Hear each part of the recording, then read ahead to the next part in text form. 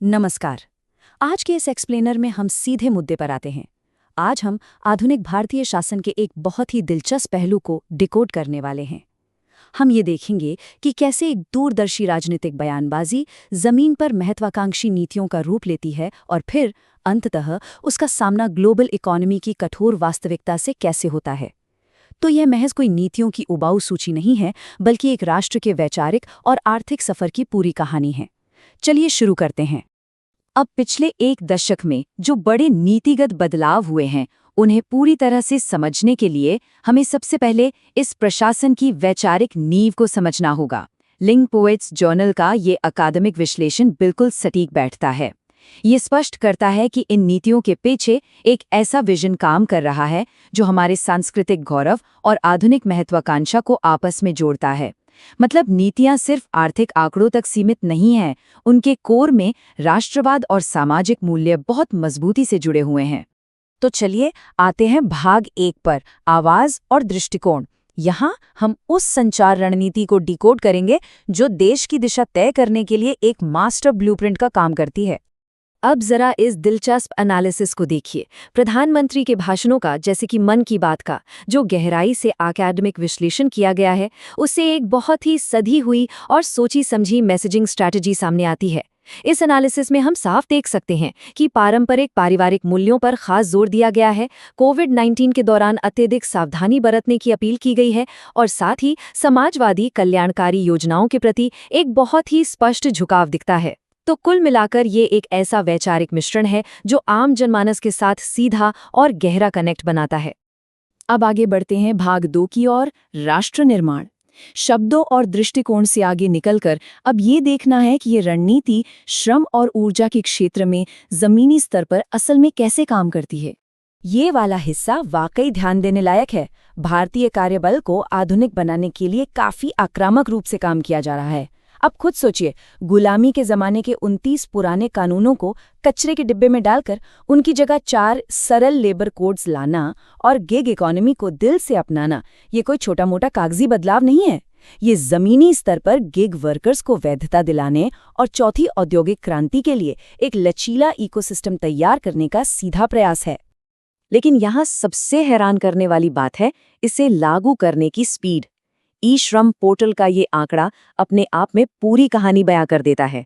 2.8 करोड़, जी हाँ, केवल 1 साल के भीतर लगभग 2.8 करोड़ असंगठित क्षेत्र के श्रमिकों को सामाजिक सुरक्षा के दायरे में लाया गया है।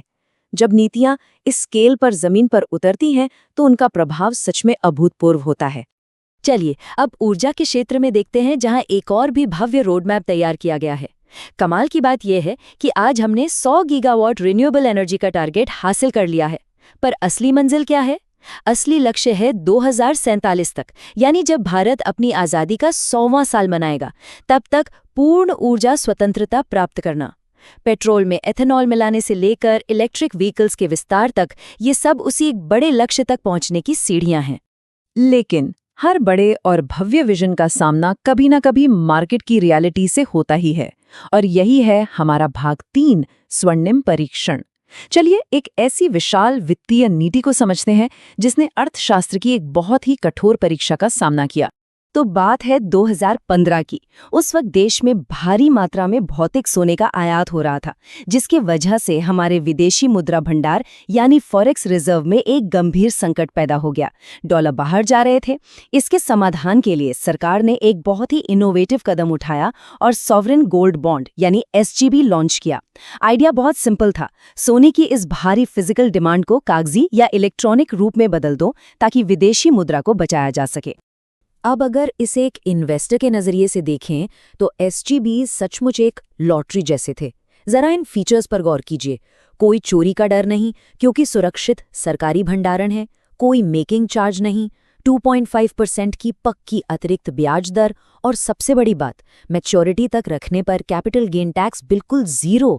निवेश के लिहाज से एक ऐसा शानदार ऑफर था जिसे मना करना लगभग नामुमकिन था। हालांकि जैसा कि हम जानते हैं, ग्लोबल मार्केट का कोई भरोसा नहीं होता और यहीं पर सरकार की इस सावधानी पूर्वक बनाई गई योजना का पूरा गणित पलट गया। सोने की कीमतों में ऐसा भयंकर उछाल आया कि पूछिए मत।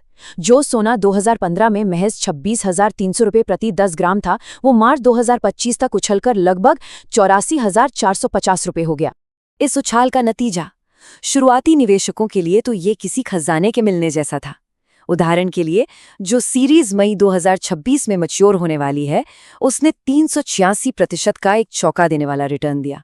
आसान भाषा में कहूं तो आपका लगाया हुआ मूल पैसा लगभग 4 गुना हो गया। निवेशकों के लिए तो ये एक ऐतिहासिक जीत थी, इसमें कोई शक नहीं।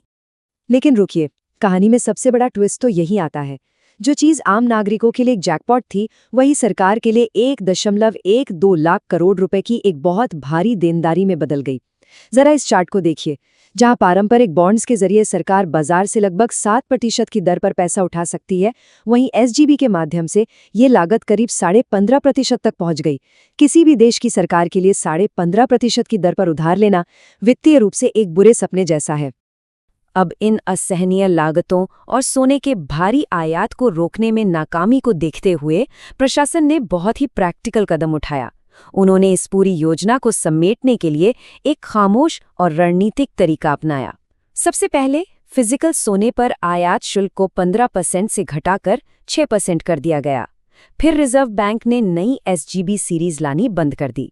इसके बाद वित्त मंत्री ने इसे आधिकारिक तौर पर बंद किया और फाइनली 2026 के बजट में द्वितीयक बाजारों पर टैक्स छूट के नियमों को भी कड़ा कर दिया गया।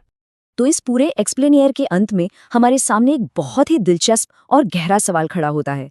कोई भी राष्ट्र बड़े और प्रेरणादायी राजनीतिक विजन और ग्लोबल इकोनॉमी के इस क्रूर अप्रत्याशित गणित के बीच संतुलन आखिर कैसे साधता है? ये एक ऐसा नाजुक बैलेंस है जो लगातार बदलता रहता है। उम्मीद है कि आज के इस विश्लेषण से आपको नीतियों की सतह के नीचे झांकने और उनके असली इम्पैक्ट को समझने में मदद मिली होगी। इस पूरी चर्चा में हमारे साथ बने रहने के लिए आपका बहुत बहुत शुक्रिया।